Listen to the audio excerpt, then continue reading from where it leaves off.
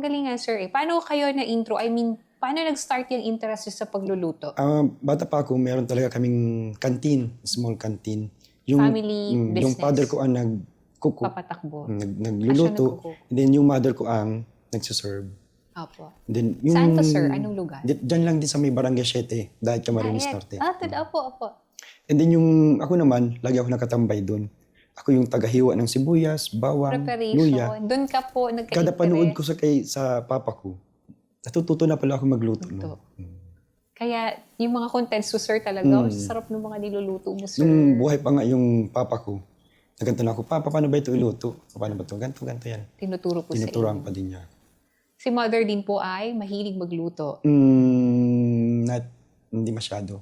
Yung father ko talaga. Yung papa mo po talaga. Sa kanya ka talaga sa kanya nag-start yung cooking hilig ko, mo magluto, sa pagluluto.